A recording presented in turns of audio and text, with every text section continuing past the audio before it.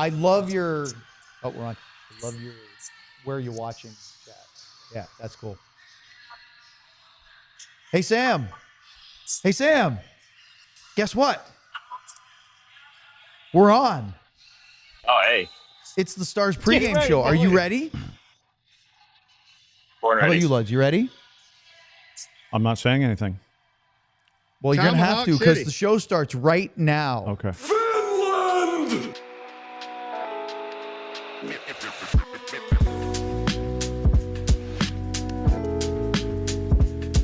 Get ready, boys.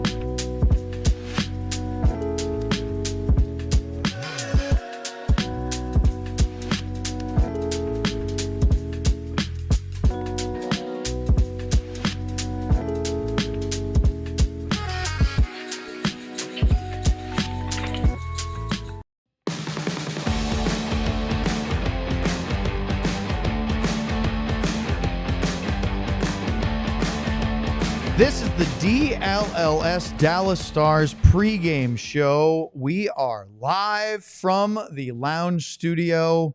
We're comfortable, we're ready to go, and we're talking hockey before an early start. 6:30 puck drop tonight between the Stars and the Toronto Maple Leafs. Alongside Craig Ludwig and our bestest pal, our little buddy Sam Nestler, live from American Airlines Center, and our very popular, especially in the Discord, producer John Anderson. I'm Owen Newkirk. Thanks for joining us. This is a fun one tonight. Sam, let's get right to it because the flu, or what is flu-like, a virus has been ripping through the Dallas Stars and has been causing trouble, including a couple of game time decisions. And it feels like at least what we know so far is that the defense has been particularly hit. Yeah, we know Nils Lundqvist and Thomas Harley have both been hit by it. Harley missed the last game. Lundqvist played the last game, but left in the third period after he missed the previous game. Pete didn't give us any info on who it was, but he just kind of said we got a bunch of game time decisions tonight, and that's a reason they called up Petrovic. They put Matt Dumba on IR to open up the space, so they have a little more freedom to do so. And it just seems like there's no slowing down with this flu. I'm curious to see how long it keeps people out. I spoke to Casey DeSmith a little bit about it, and he kind of said that it wasn't really flu. It was more a stomach flu, which can be a little bit quicker sometimes. So that's the hope, I guess, is that if you do go down, it's 24, maybe 48 hour type of window instead of maybe 5 or 6 days. So this is one of those games where we pretty much have no clue who's playing and who's in what lineup. So it's going to be a very, very notable warm up to watch and see who's in there tonight. And it's a tough game. So it's another tough ask where I feel like they've been gutting it out since that Calgary game last Sunday, whenever that was. And it's going to be another one tonight with a lineup that may see some new faces and some new places. Luds, nobody's going to feel sorry for the Dallas Stars around the NHL because everybody goes through this. Maybe the one slight silver lining is they don't have to travel while dealing with it. Yeah, I think that's a little bit easier. And then guys are shuffling back and forth and getting hotel food and all that other kind of stuff. So, yeah, the biggest thing about it is I said, last time we talked about this, is that guys find a way to dig in and they find ways to get through it. The downside is they're doing everything to get through it, but it's the energy. It sucks the energy out of you. And so you only have so much gas in the tank. And I guess now they call Petro up, and if he's only here for a couple games, then he just takes it back with him down to Austin, and then he spreads it through that whole league then too. Sam, one guy who's been carrying the load has been the goalie, Jake Oettinger. Tonight will be his 7th straight start. He's 3-3 in his last 6. That's more an indictment of the team's play over the last 2 weeks than it is on Jake. Jake's been phenomenal. He leads the NHL in home wins, and boy, does he have some great stats. But he had a comment that you tweeted out today that I thought you should elaborate on because you had a conversation with him at Morning Skate about playing this much and knowing that, frankly, guys, Luds was like, we're making too much of this. He's in the top 7 in the league in time on ice. I think he ranks 6th. All the other guys around him and above him are the guys he wants to be considered part of or battling for the best of that group. Yeah, we know Jake Oettinger wants to play games, right? That's something that we've heard about ever since he came in the league. It's something that Pete knows they have to tell him when he's playing. Because I asked him, I remember Luds was telling about Eddie or one of those older guys that just used to say when I'm playing, and those are the games that I'm going to play. And that if Jake did that, he'd play every game. And I actually asked him, I said, if you had the choice, how many games would you play? And he said probably about 65. So he wants to play games. He wants to be the best with the Hellebucks and the guys that are playing all those games. And a really interesting comment he said to me after was, these guys all, he pointed around the room to all the other players. He said, these guys play all 82. I want to put as many games as I can and help this team win. And I think that was really interesting, especially after talking to Pete yesterday about the goalie plan and if they feel like they're on pace. And obviously he mentioned that there's probably 1, maybe 2 starts in there Casey would have gotten if he didn't get sick. And Jake said, you know what? It may be a little bit easier to play these many games because you look at some of the shots, he's getting 19, 26 shots that the Stars have limited a lot of the higher quality chances. He's like, I have a tough job, but I love the fact that these guys help me out a little bit more. And it allows me to want to play these games and to maybe recover a little bit quicker. Maybe you're not as gassed after some of these games.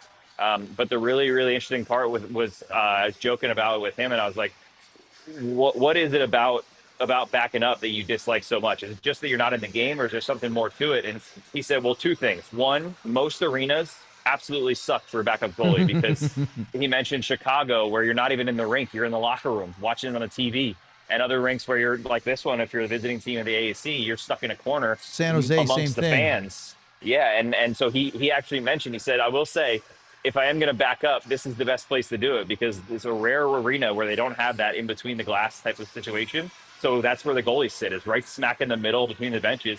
You're in the middle of everything. You're right front center for the game. But in terms of playing, he was kind of laughing with me, and he said, you know what? When I go out there and I'm backing up, I still have to get ready. I still have to go to morning skate. I still have to get out there and warm up.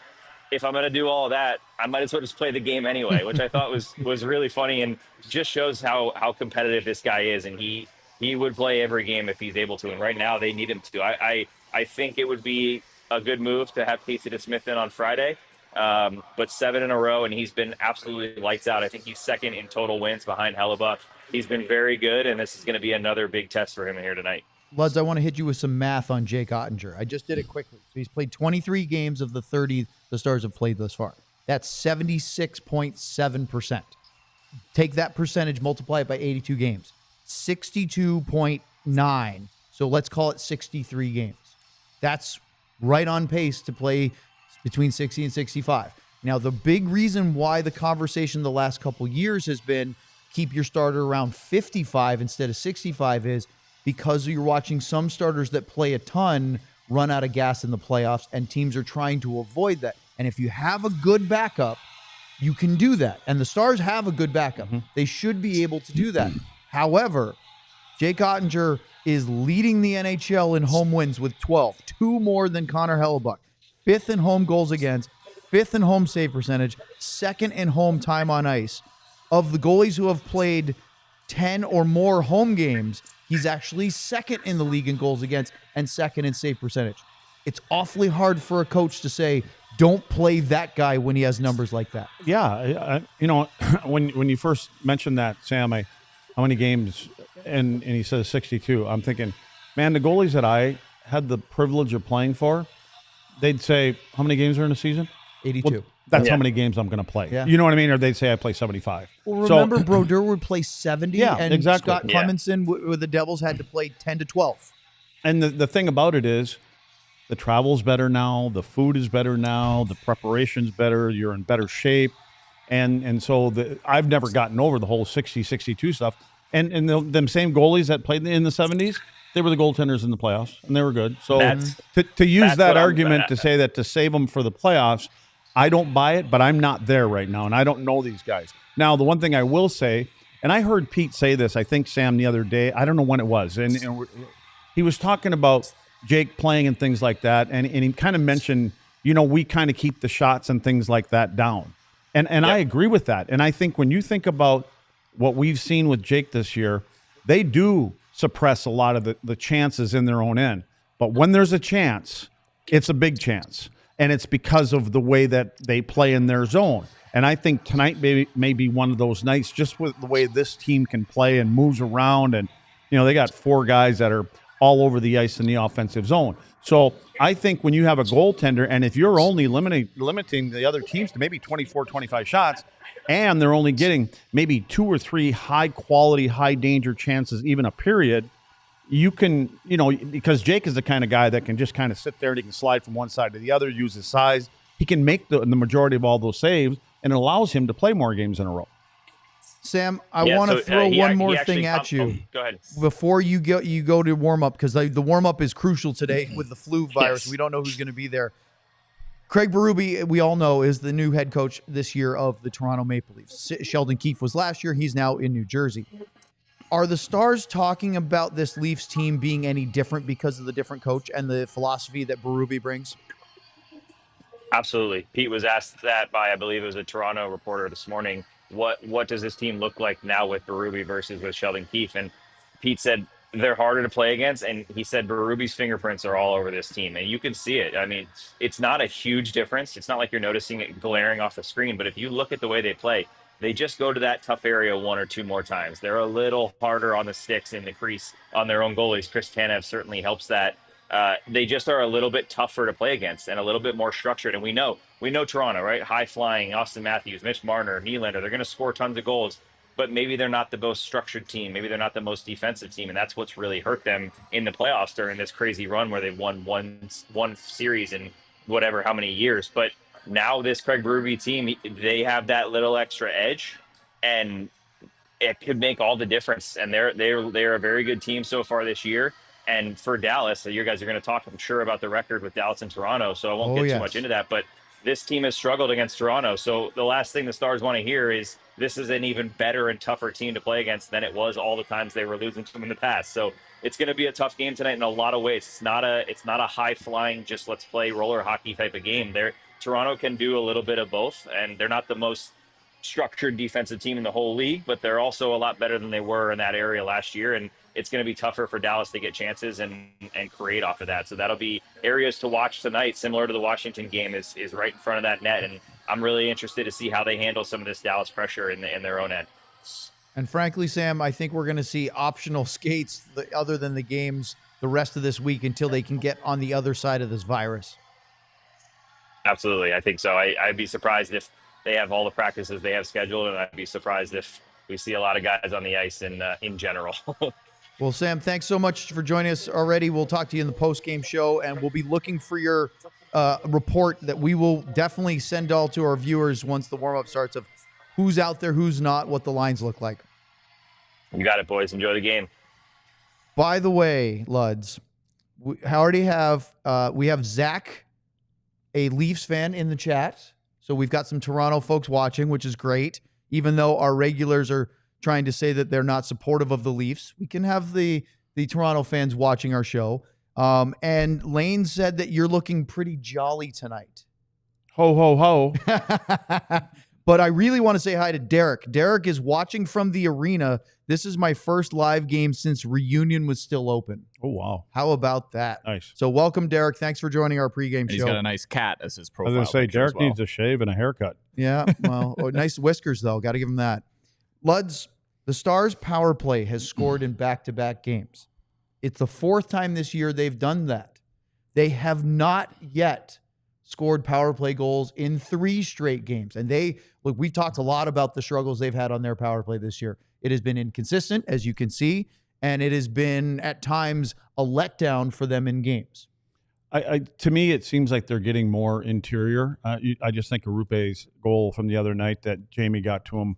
But now that those chances aren't coming from outside and having to recover pucks, they're getting it down low, and then they're trying to find something in tight to the net. And it's quick puck movement. And you've got guys out there that can move the puck. Now, some of that has to do with who they were playing against also. I mean, there was some coverage that was a little loose. And, and again, I think we're going to see a better team tonight that has better coverage on their penalty kill. So, but it's a good sign because now they've got some life and they can kind of feel things coming. The Toronto Maple Leafs, there's a lot of storylines. And we have to There always is. They're always with the circus around the Leafs. But the big thing is that they are still dominated by the core 4. It's Marner, it's Matthews, it's William Nylander, it's John Tavares. They are the big guns that when they're going, drive this train. Well, they've added a couple. The Nyes and the McCann have kind of started chipping in a couple left guys on the left side there. So they've got maybe a couple more than 4 as of this moment. But yeah, they're the dangerous guys. And the guy that is always now, they got a couple guys. One guy that can shoot the puck, right? So Matthews is going to let the puck go. Last year he had 69 goals. He missed 9 games this year. I think he's got 10 right now, but he's starting to get into form. So, I think, and the Nylander, to me, little Willie there, he is probably, it looks at times, he's the most gifted guy on that team. Now, Matthews, shoots and scores, but Nylander can do some pretty special things with the puck. And then the other one is Marner. For me, Marner, he's playing, it's a contract year for him, and he's got 41 points. He does. He has 31 assists. Yeah. He has more assists than, I believe, let me see real quick. Yeah, he has 1 more assist than Duchesne has points, and Duchesne's leading the Stars with 30. He's having a great year. Marner has 31 helpers to go along with 10 goals. I would think that Berube loves this guy because he doesn't just play in the offensive zone. He plays at both ends of the rink. He'll kill penalties. He'll block shots when he has to. I believe a year or 2 ago, I think he was up for the Selke. I thought I heard his name mentioned, and so you wouldn't think that. But he's going to be another 100 points again this year or over, and then he's going to be in the $13 million neighborhood, wherever it's in Toronto or not. Let's talk about the one thing that's hovering over Mitch Marner right now, and it's the Leafs in general, but especially with Marner. And if you listen to Leafs fans and even pundits around the NHL, they'll say, great in the regular season, can you do it in the playoffs? That's and a if you team can thing. get this Marner in the playoffs, and that's the whole Craig Berube thing, right? The presumption is he's going to get this team playing playoff hockey in the regular season. He's going to play 82 playoff games. And it will carry over into that. And that's what he's holding them accountable to. And there have been games that they've played that they've had the lead and they've given up a couple quality scoring chances, and he's lost his mind. Yeah. And it brings back horrors to me from the coaches that I've had because, our philosophy was a lot of teams would play the regular season. And then when you get about to the 60, 65 game mark, you'd hear them say, all right, we got to start tightening things up. Let's start working on this, this, and this because playoffs are right around the corner. And it's like, so the philosophy was, why not play that way all the time so that you win games in the regular season? And so we have the recipe that we're going to do in the playoffs. So and Berube's done it in St. Louis, obviously, won a Stanley Cup there. And you don't mess around with him. So when he's in your face, he means it. And so I think he's got the ears of all these guys. And I think more importantly, as you call them, the core 4. I think he's got their ears, and those are the guys that you have to get to buy in to play a certain way and continue to play that way when you get to playoff hockey and not just turn on like a light switch. Now, listen, we always talk about in Dallas, the Dallas Cowboys and the circus that follows them around. The closest correlation of another team in the NHL. Yeah, look, Lane said it, right? The Toronto Maple Leafs, a team that gets tons of attention, national TV, international TV exposure, all sorts of media headlines, glitz and glamour, but they are long-suffering as far as championships. Now, the Cowboys had a run. The Leafs, of course, haven't won a cup in decades. Well, Dallas is up to almost 30 years of that, the Cowboys. The comparisons to the two, so for casual Dallas Stars fans that are more, tied in with the Cowboys, that's what the Toronto Maple Leafs are in hockey. But you don't see... Except they don't have Jerry Jones. Well, yeah. That's a little different. But they have plenty. That's a different podcast. But they have plenty of talking points and drama and media attention. But you don't see fans jumping ship, right? They don't jump ship. Either one. And if they do jump ship, there's plenty of them behind them that are waiting to get the seats. On both of these franchises. And that's what I'm saying, is the fans are always going to be there because it's the lifeblood in the cities that they're in. Everywhere you go, I played in a market like that. And everywhere we'd go, everybody want to talk hockey. Everybody recognizes you. These guys literally live around the rink, and they walk back and forth to the rink. So there's people on the street and the stores that know who they are. They live it. So it's just natural to them, and they have to hear it every year too. Every 10 games, they probably have to hear it. So that may be a little bit more motivation for some of these guys too. Like, listen, we're sick and tired of not getting past the first round, and we don't want to hear it anymore. So I think you come into town, and he's changed a few things, and he's changed some mindsets about the way you play the game. night after night in your own zone, especially, and hard coming back and things like that, it sounds like, according to what some of the reporters are talking about, that they're starting to buy in. And that's only good news for the Toronto fans. I'm going to tell our producer, John, to check his Twitter DMs for a minute because we have an NHL trade to talk about, which we'll get to in just a minute. But first, let's talk about the head-to-head. Stars versus the Leafs. The Toronto Maple Leafs have dominated this head-to-head matchup with the Stars. It's 6 straight losses for Dallas, 0-5-1. And Dallas has 4 wins in the last 22 games. 4-13-5 head-to-head with Toronto. That's a point percentage of .295, which is dreadful. Now, you go back into the all-time, and it's a totally different story where Dallas is closer to 500. Why? Because this guy's group did a little bit better against the Leafs than the current group. What's going on with Dallas and Toronto over the last decade? You know what? One of the reasons I think that we may have done a little bit better, if you remember, there's a lot of us that came here, and we all were in Montreal. And we played Toronto a lot, and we had our battles, and so I know it went pretty well from the Montreal side of things. So maybe having that influence on some of the other players, sometimes it helps. I just think that it's always the systems that Dallas plays against the Toronto team, and it may even be harder now if they're actually dialed into playing at both ends of the rink. But they were all able to take advantage of some miscues as far as coverage areas here and score the big goal. And you don't get the big save at the right time.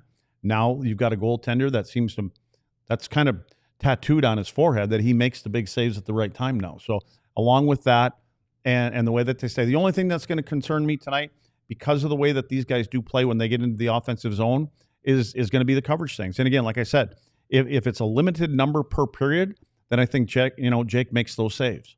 All right, let's talk about the lineups for the Stars. It looks like all the forwards are out there. I'm actually looking at Sam's text to us right now. So it looks like Dallas will have the same complement, which wasn't necessarily in my mind a question mark, Luds, because they all played the other night, Monday, in the win over the Caps, and it was a good win against a really good Washington team that was leading the Eastern Conference at the time of that game.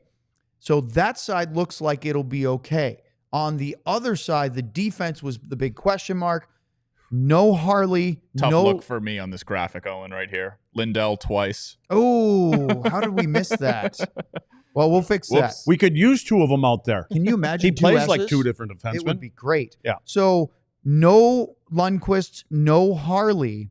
So what we believe to have would be, I'm trying to look at mine. It would be, we're missing the guy that's in the picture. So Bishop would be up on top with Heiskanen. Do you think so, or do you think he'd be with Labushkin? Oh no, I'm just saying he's going to be he's going to take one of them 2 Lindells out of there. That's right. So put him where you want. So Alexander Petrovic back up. He'll play tonight. He's played a couple games for the Stars. I would imagine that we'll have. Bishop played with Petro in the AHL. You could do that, but I wonder. Oh, look at that. That's perfect. There we go. I wonder if we would have Brendan Smith play with Petro and have Bishop with Labushkin, Heiskanen, and Lindell, something like that. 4 guys that we talked about tonight, Nasruddin's going to have a big play in this game tonight about moving his defenseman around. Who does he want against Matthews, Nylander, guys like that? So I think you're going to see in D-zone faceoffs, you're probably going to see a lot of Lindell out there. He may change right after they get the puck and move it up the ice, but there might be a lot of tinkering around up there. How about the other side of things? Guess what we haven't talked about yet? Third line right wing, Nick Robertson. That's right. Jason's brother will play against the Stars for the 5th time, the Battle of the Robertson Brothers. And we'll get to some of the other pieces that Luddy was bringing up about, Matthew Nyes and McMahon and stuff. But Nick has 2 goals and is 4-0 against his older brother in head-to-head Toronto versus Dallas. Jason Robertson has played 7 times against the Leafs, not all of them with his brother in the lineup. He has not scored a goal against Toronto, and he hasn't won against them since in games where his brothers played. Think he's trying. And I asked Sam, hey, did Jason say anything this morning? He said, no, he didn't say anything about it at all. I'm thinking that he desperately wants to beat his brother. Yeah, I'm sure he does. And again, his brother can fly. His brother's got some skill too. Our Robo can put the puck in the net when he's on. This one here can skate and creates his own chances with his speed, and he's got a quick little shot too. So I did notice they made a couple of changes on the lines. They moved Nyes up to the top line. Show that again there. Yeah, they just kind of flipped Pacioretty was playing down where Nylander is. They moved Nyes up with Matthews and Marner. And so, again, it's a road game. Now, they didn't do a morning skate today. It was optional. This is from yesterday's practice. And I would think that if they're practicing like that and it's a road game, it's not the way they played their last game. And so, again, Ruby's going to make the changes, comparing to what he's got to play against. And going out there against Dallas tonight, he's probably looking, I'm going to mix up a couple of these guys, and he'll put them back together at one time or another. But I think there's going to be a lot of coaching going on tonight. Now, Nyes has 11 goals. He's played very well. It's no surprise. But what about Bobby McMahon makes you say, hey, he's a guy that's added to this top 9?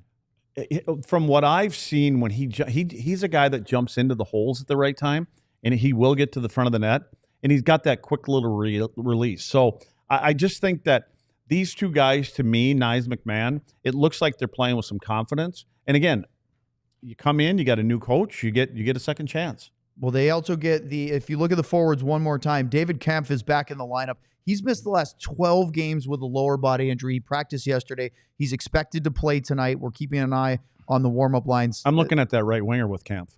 What do you think about Ryan Reeves? Well, I'm wondering, he knows who the new kid is in town.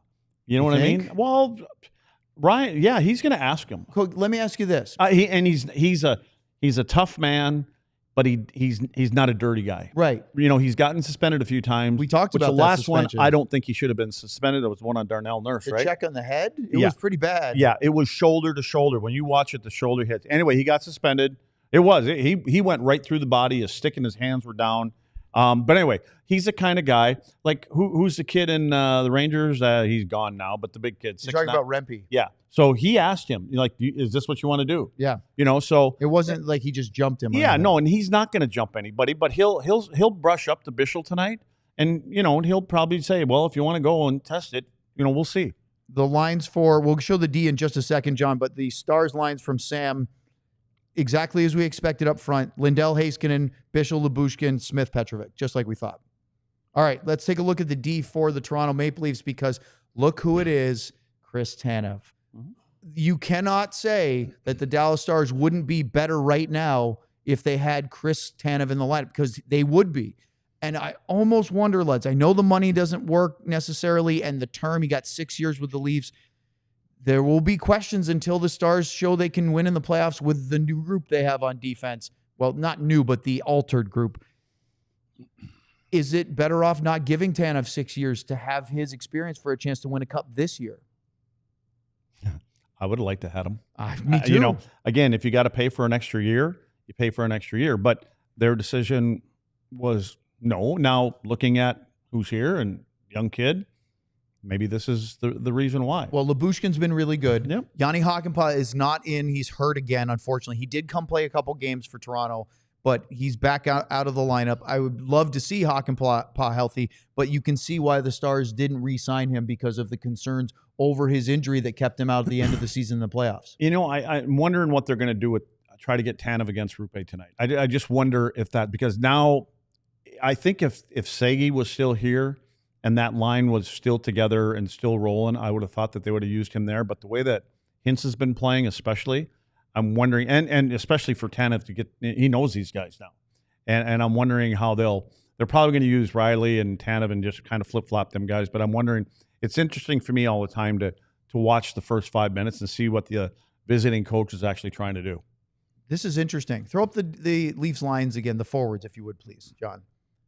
According to David Alter, who's at the American Airlines Center, his lines are Nylander, Matthews, Marner. That's loading them up with Nyes, Tavares, and Pacioretty as the second line. Well, that's what the line was their last game. Yeah. So, again, maybe a little misdirection in the practice. Yeah, there's time. The warm-up skate? No, yesterday. Oh, yesterday. Because they didn't do a full skate this morning. Yeah, they could. I don't know. I just think they're going to be juggling tonight. I think you're going to see Marner probably playing a couple different lines, and he'll try to get certain guys away from certain guys. And they're both coaches are going to do this. If you're the Stars, there's no doubt they're going to want Miro on the ice, the Lindell, Heiskanen, when Matthews, Marner, and Nylander are on the ice. Is that the focus, and maybe having your second pairing against Nyes, Tavares, and Pacioretty? Yeah, that's what I would think. Pacioretty, Tavares, at least with Tavares. And, Tavares had a hat trick his last game, but he's not the same guy. Speed-wise, he's not the same guy. It's probably suited better for Lyubushkin, to be out there against those guys. So that's what I would expect. But again, I just think that you may see Essa playing on two different pairings tonight. For those Stars fans that don't follow the Leafs really closely, Anthony Stolarz just announced a couple of days ago that he is going to have a knee procedure. That's a nice way of saying a surgery. It's not an ACL, MCL where it's out for months and months, but I mean, saying anything is a minor procedure, it's still cutting open your knee and dealing with it. But he has some, I believe the term was loose body behind the knee, that he's going to have a removal procedure. He's out 4 to 6 weeks. So Joseph Woll, who has been good. Remember, Woll had some injury problems last year, but when he was healthy, he was really good. He's 8-4. He is a really impressive .918 save percentage, but he's the guy because Dennis Hildeby, young, he's got a couple wins, but he hasn't played a lot at this level. Woll, they're going to have to ride until Stolarz, who was having a phenomenal start to the year with Toronto. Didn't they sign Woll to a new contract too? I'd have to look. Deal? But I think they feel they're going to be fine with Woll in there. I think they like both their pair when they're healthy and together, but I think they're going to be fine with Woll, especially the way that they're trying to play now. Okay, last thing before we go, I teased you about a trade. Luds, you probably didn't even see it. Nope. But guess what? Capo Caco has been traded from the Rangers to the Seattle Kraken. They received defenseman Will Borgen along with a 3rd and a 6th-round pick in the upcoming draft. Well, when he got sat out the other night, and the reason was he's a young guy, he can get sat out. He's played 300 games. It was a poor excuse from a head coach, and there has to be something. Well, obviously there was something else going on, because it's not. He's a bottom 6 player. That's what he is. But I think he's going to be happy that he's out there, because I think he was getting danced around a little bit. He'll get a chance to do something in Seattle, and Will Borgen was being talked about as a nice deadline piece, bolstering defense. So maybe the Rangers can use him in that. John, would you throw up the Stars forward lines one more time? Because I looked at Sam's lines too quickly. They're actually doing something different, Luds. Maverick Bourque went out on the right wing with Robertson and Hintz, and Wyatt Johnston centering Jamie Benn with Evgeny Dodonov, pushing Steele to the 4th line center between Oscar Beck and Colin Blackwell. Well, maybe that's where Pete little is more looking balance, for. maybe? Well, maybe a little more chemistry up there. And again, I think he said today or yesterday that Stank is Stank. He brings everything. The only thing he's been has been snake bit, and he hasn't hurt him up there. So, or where he's been playing. So maybe they're just going to jug around a little bit. Well, thank you guys for tuning into the pregame show. We will be here live on YouTube right after the game for our full postgame show. Sam will be here. Luds will be here. Of course, producer John as well, as we get you ready now to watch Stars versus Leafs. Enjoy the game. We'll see you afterwards. I believe that they are going to crush these guys tonight. We all silly like the mayor.